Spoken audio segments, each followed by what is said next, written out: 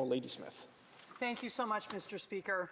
I'm willing to accept that this government meant well in bringing this budget forward. The Prime Minister claims that he wants to reshape Canada's economy so it's more self-reliant, more resilient, and less vulnerable to outside shocks. Well, that starts with food security, Mr. Speaker. The Prime Minister has said that Canadians should judge his leadership by their experience at the grocery store. If that is the test, then this government is failing it. After 7 months, food prices continue to rise, families are making impossible choices about what they can afford, and the weekly grocery bill has become the clearest sign of a government that is out of touch with the struggles faced by Canadians today.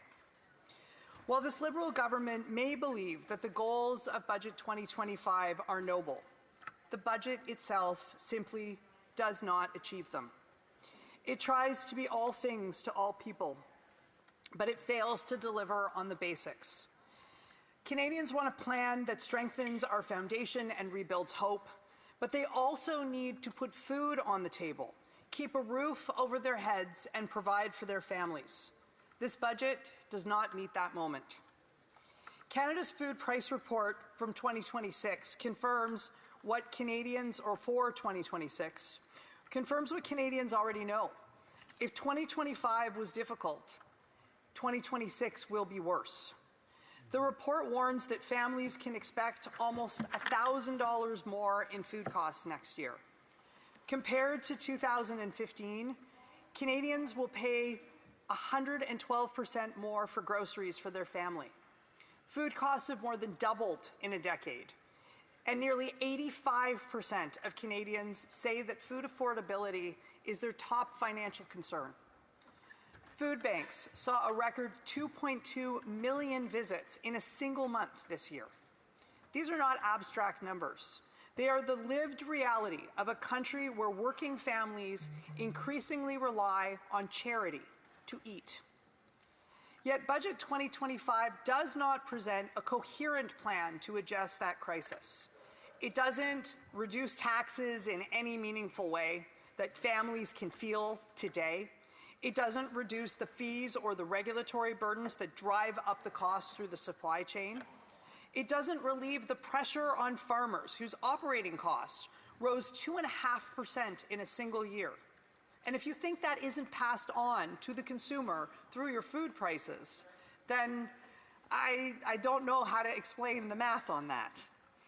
Fertilizer, fuel, and transportation costs have all increased, and producers were forced to take on 14.1% more debt in 2024, which is the largest increase since 1981. A budget that claims to strengthen resilience should support the people who grow our food. Instead, it leaves them with higher costs and greater uncertainty. Mr. Speaker, Canadians understand that the world is changing. They see global geopolitical instability, inflation, rising global competition.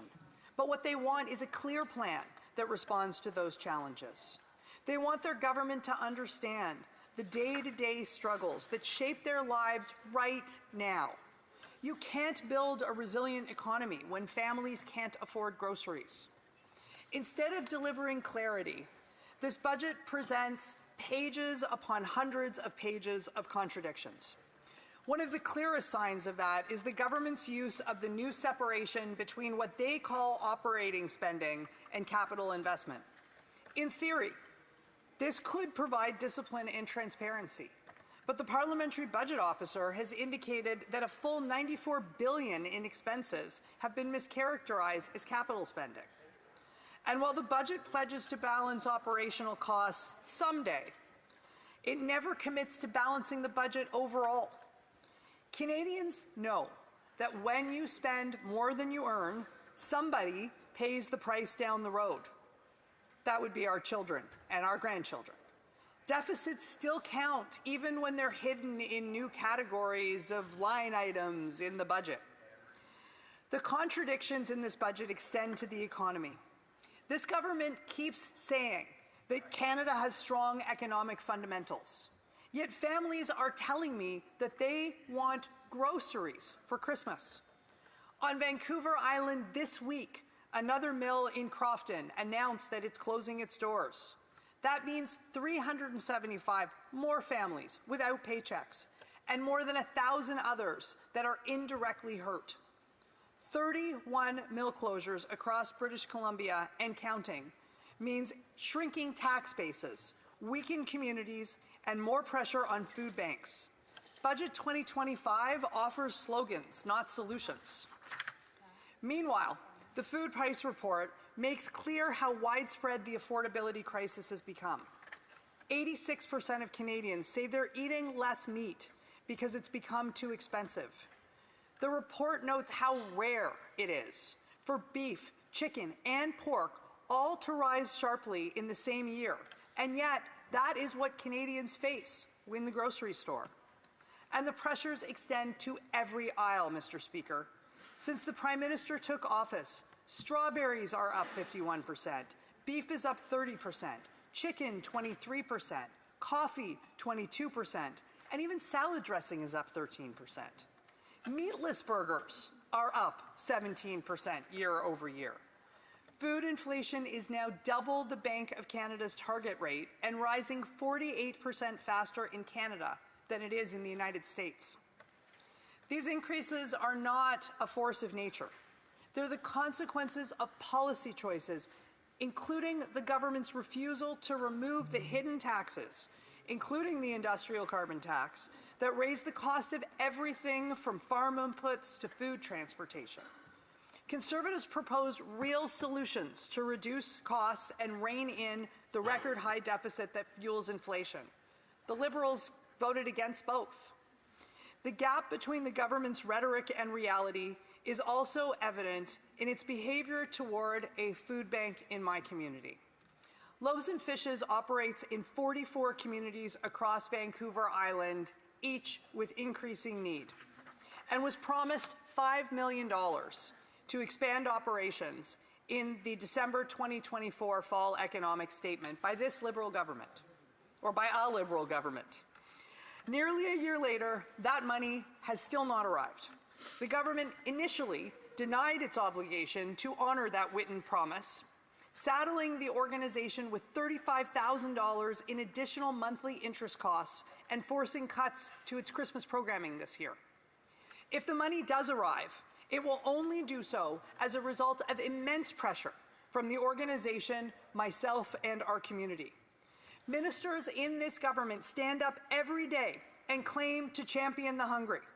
But when it takes many months and a full court press to shame this government into keeping its written promises to a food bank during a national food affordability crisis, it tells you everything you need to know about where their heart is.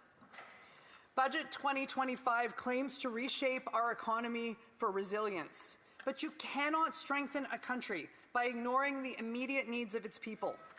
The government talks about productivity, but hungry people cannot work to their optimum level.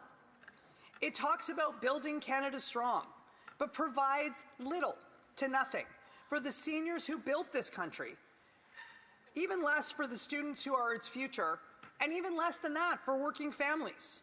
And with food inflation running rampant, it offers no meaningful plan to make groceries affordable again. Brookfield must own stock in a grocery chain somewhere, Mr. Speaker. Mr. Speaker, Canada needs a government that understands that affordability is the foundation of economic security. A government that sees families, workers, and vulnerable people not as footnotes to a capital plan, but as the heart of a strong country. A government that recognizes that you can't build resilience on borrowed money alone. Budget 2025 may have set out worthy goals, but a budget is only as strong as its execution. This one does not deliver the clarity, the discipline, or the conviction that Canadians need. And we see that in the fact that there is no clear message coming out of this government around the budget. It doesn't address the soaring costs of food. It doesn't ease the pressure on producers and on farmers. It does not bring inflation under control. Canadians deserve better. They deserve a plan that works. Conservatives will continue to fight for pragmatic, practical measures to make our lives better. Thank you, Mr. Speaker.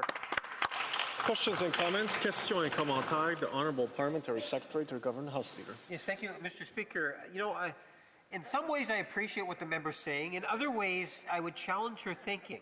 Because when we have Conservatives talk about sympathy towards those individuals that are experiencing difficult times, yet we see the Conservatives call programs like the National Food Program as garbage. Even the previous speaker from the Conservative Party, when you talk about the programs like the dental program, the pharmacare in particular, dealing with diabetes, ways in which the government is providing fiscal responsibility, which does show that inflation is under control. There's many things that the government is doing. The question is why does she not actually act based on the words that she is saying? The Honourable Member for Nanaimo Ladysmith. I'm so glad that the Honourable Member asked me about the National School Lunch Program, because we absolutely believe that children should be fed. We believe that parents should be able to do it. But what's incredible is that if this federal government really wanted to make a difference, and they wanted their dollars to make the maximum difference, they would recognize that we have a fabulous local school board in the Nanaimo Ladysmith Regional District School Board, and they have these programs. And if they really wanted to make a difference, they wouldn't add another layer of national bureaucracy.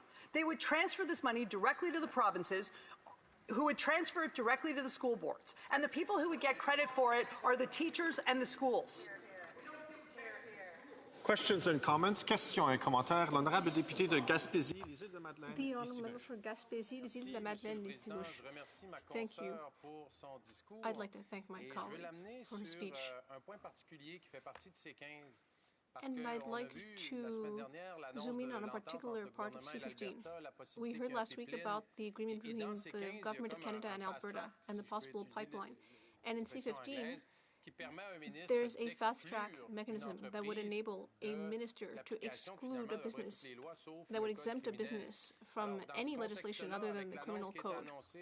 With that in mind, and the fact that my colleague is from BC, can she give us her perspective on that part of C-15? Honourable Member for Nanaimo Ladysmith.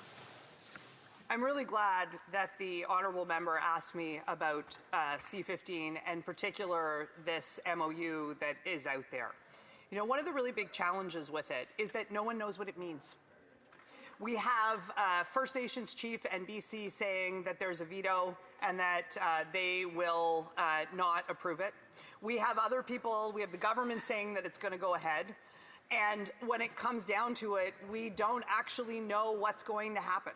And there is no clear path, no clear symbol, and I really wish that this government would decide whether or not they are creating one economy out of 13 or 13 economies out of one. Questions and comments. Questions et commentaires. The Honourable Member for Vernon Lake Country, Monashee. Thank you, Mr. Speaker. The Canadians have been getting less and less buying power over the last 10 years. Food prices have doubled and wages have not doubled. I mean, that indicates a real inflationary environment. We all understand this, but my colleagues across the aisle seem to think that they boast about the handouts that their poverty-inspiring policies have created in the first place. And my question for my colleague is, do you believe this is an intentional strategy along philosophical lines, or is it just a massive screw-up? Member for Nanaimo Ladysmith. I want to thank my honourable colleague for the question, and believe me, I would actually like to think the best of my colleagues across the aisle. I really would. The challenge is that the programs are so confusingly organized that while they do actually help some people, the litany of complaints, the number of people in my riding and in my communities who are having trouble navigating these programs means that the programs that they've established are creating immense backlogs and immense an uptick in a number of calls to my office that of people who are struggling to navigate the system that makes me just wonder what they're thinking when they design them.